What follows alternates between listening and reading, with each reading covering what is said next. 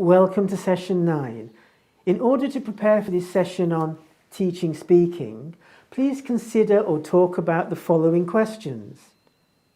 Can you think of a successful speaking activity that you have arranged as a teacher in the classroom? Or a successful speaking activity you participated in as a student?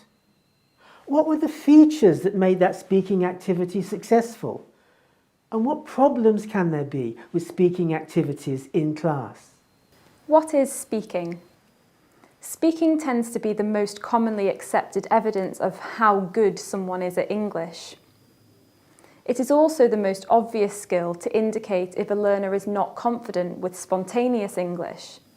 It does not necessarily indicate that a student doesn't understand or cannot produce appropriate English, but it could suggest that they're not comfortable with real time.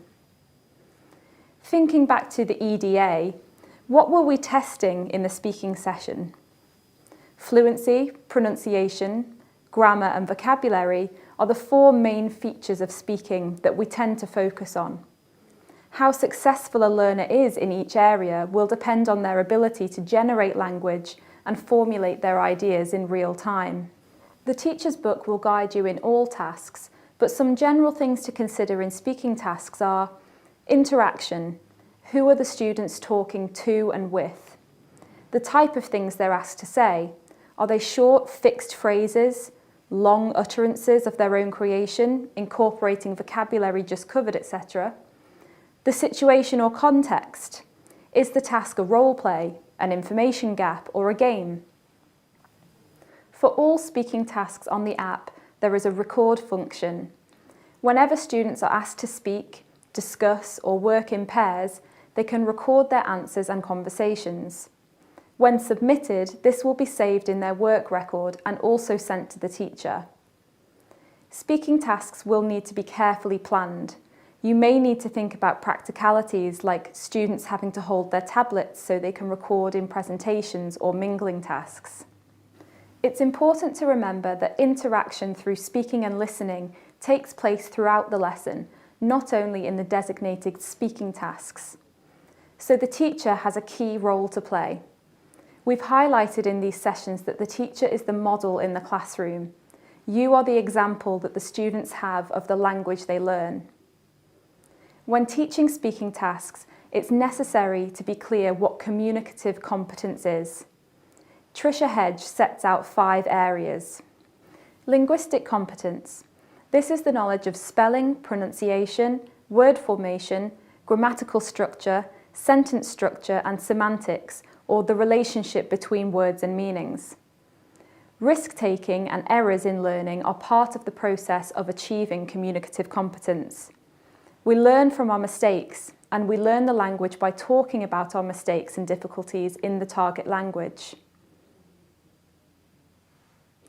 The implications for oral skills in the language classroom are the need to achieve grammatical accuracy, have accurate pronunciation, use stress, rhythm, and intonation to express meaning, build a range of vocabulary, and achieve accuracy in word formation. Pragmatic competence. This is an area the teacher has a major role to play when teaching English through English. It partly means knowing how to use the language in order to achieve certain communicative goals and intentions. For example, "It's hot today" could be a statement about the weather in order to start a conversation, an intimation for someone to open the window, or even attempt to persuade someone to get you a cold drink. So it's important that in the class, the teacher exposes the students to a range of functional language, such as making suggestions, expressing disagreement, or invitational language. It also needs to be clear that language must be appropriate to the social context in terms of formality and informality. For example, if a student needs a pen, they shouldn't say to the teacher, "Give me a pen." They should say, "Please, could I borrow a pen?" Or eventually, in a more natural level, "Is there a spare pen I could borrow?" You would use different phrasing and language to convey the same message depending on who you're talking to. This is also true for non-verbal communication. For example, in some cultures, it's acceptable to click your fingers to get someone's attention, but in other cultures, that's considered very impolite. The type of teaching also refers back to the question of whether the teacher should be knowledgeable and/or interested in the cultures of the target language. The implications for oral skills in the language classroom are the need to learn the relationship between grammatical forms and functions, for example, modality, use stress and intonation to express attitude and emotion, learn the scale of formality, and use the pragmatic rules of language. Pragmatic competence is a skill you can play around with according to the learner's level. It's something they will become better at and more intuitive towards as they gain more understanding of the language. Discourse competence.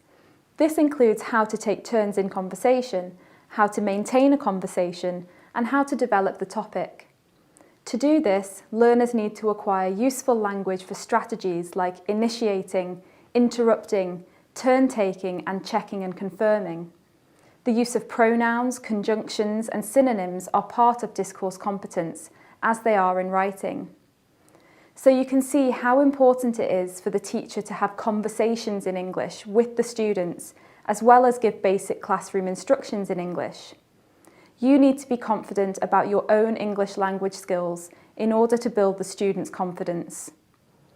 Some implications for oral skills in the language classroom are the need to take longer turns, use discourse markers, and open and close conversations. Let's take a moment here to focus on useful activities we can use for discourse competence in the classroom. Initiating, turn-taking, interruptions, and checking and confirming are complex strategies that students need.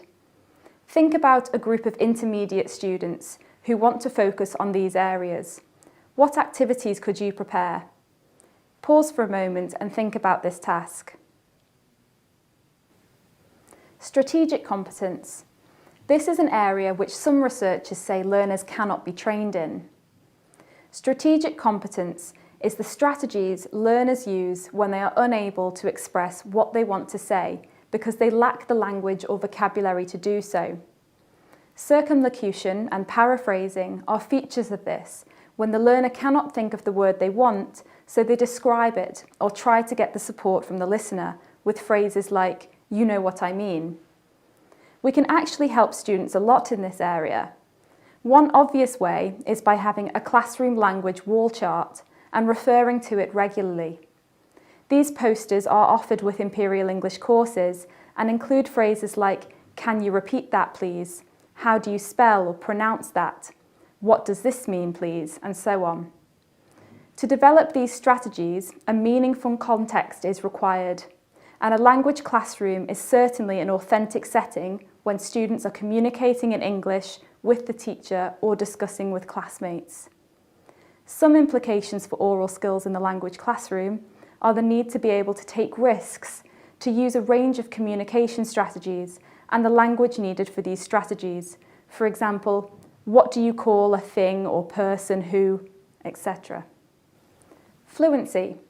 This is the ability to link words, phrases, and chunks of speech together without unintentional slowness, hesitation, and without difficulty. Fluency involves learning and being able to use chunks of language or lexical phrases such as collocation. The teacher needs to understand that these elements combine to make a person a competent communicator, and that exposure can come from the teacher's performance in the classroom, as well as specific noticing activities in the course.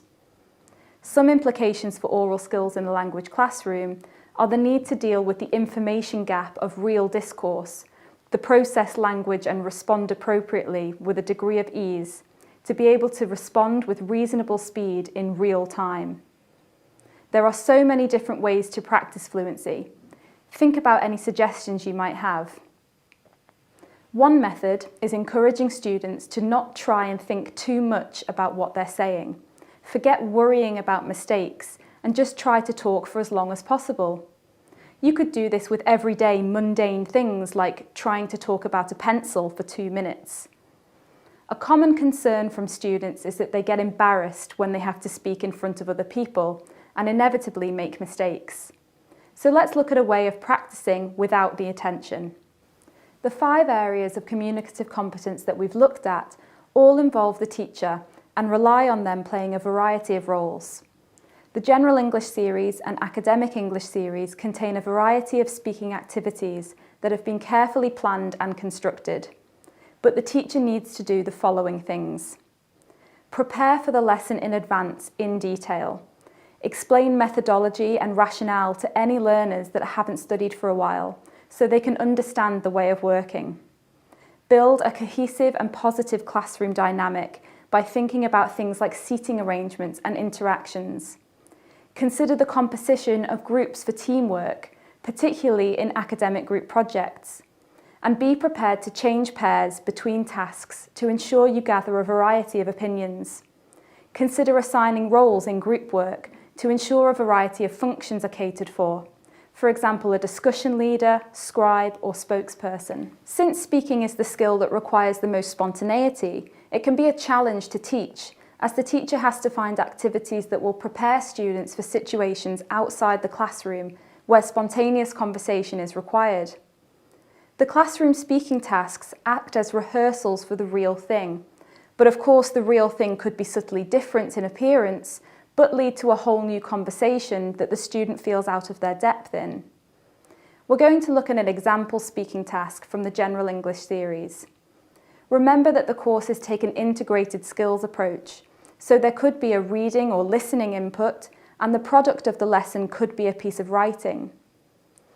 When reviewing the speaking activities, we should not only consider the 5 elements of communicative competence, but also think about whether the task is primarily private speech or public speech.